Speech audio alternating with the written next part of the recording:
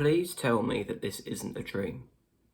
Crystal Palace have won a game in 2023. Yes, guys, welcome back to the channel.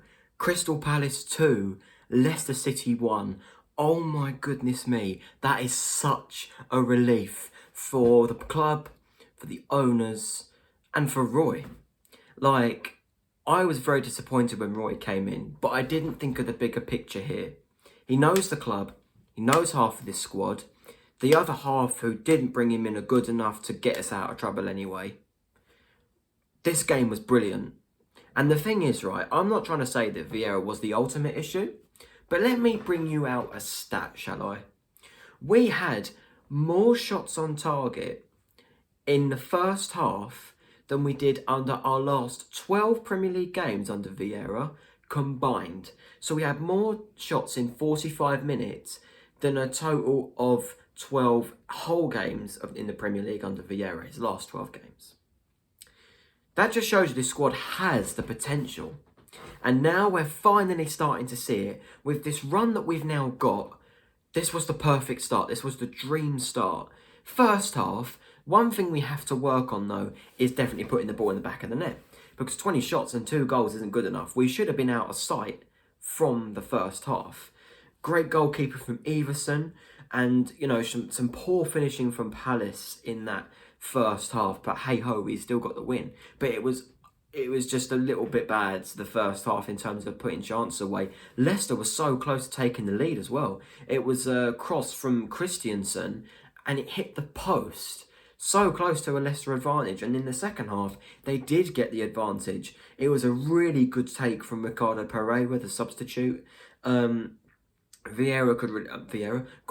could do nothing about it, really.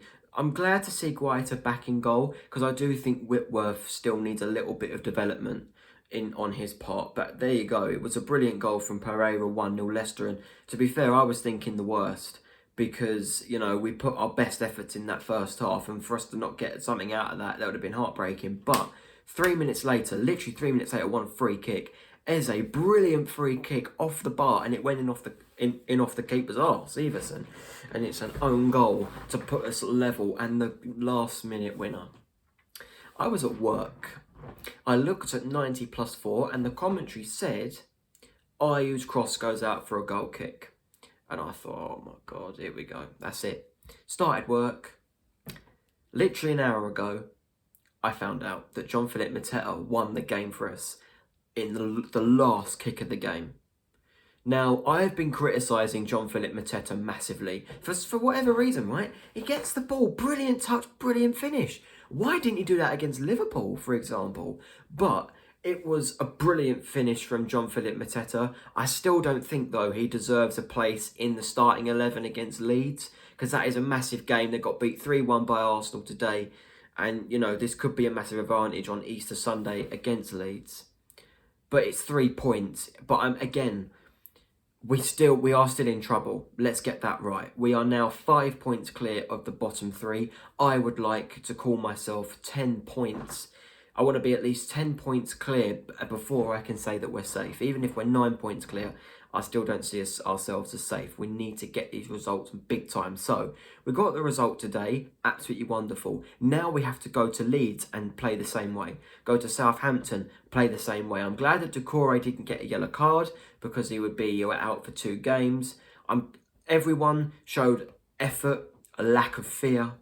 What Roy Hodgson asked for when he first came into the club. I'm so pleased with this result, honestly.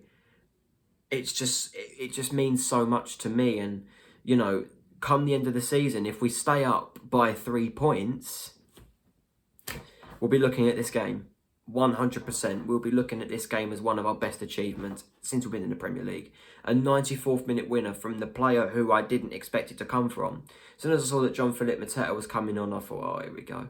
But no, he put it away, and fair play to him. It's now his 2nd goal this season. For a striker, for Palace, that isn't good enough still. But hey, he won us the game, got us the 3 points, and that's ultimately what I'm glad about. Obviously, then there are some negatives. Obviously, it's two wins in 18, still a very bad record. But hey, we got the result. In terms of teams below us, Bournemouth did get a win against Fulham, so they're you know, catching up to us still. Nottingham Forest and Wolves got a point apiece. West Ham and Southampton still have to play tomorrow. So yeah, Aston Villa. It's now Chelsea that we're trying to catch up to. I think we're now 7 points behind Chelsea. So I think a top half race is still, you know, against the odds, to be honest with you. I think that that's not going to be possible unless we do go on some major winning run, which we may do. You never know after that result today. But we can't have players injured, aka Wilfried Zaha. Went off in that's another thing I'm glad about. We still got the result without him. That's also what I'm glad about. But Wilfried Zaha went off injured, looked like he had a groin injury. That's a painful one, and he could be out for weeks. So we have to prepare for, you know, playing without him. But I'm confident that we can get results without him because of the performance in the second half. And the first half, I don't think we relied on him that much in the first half.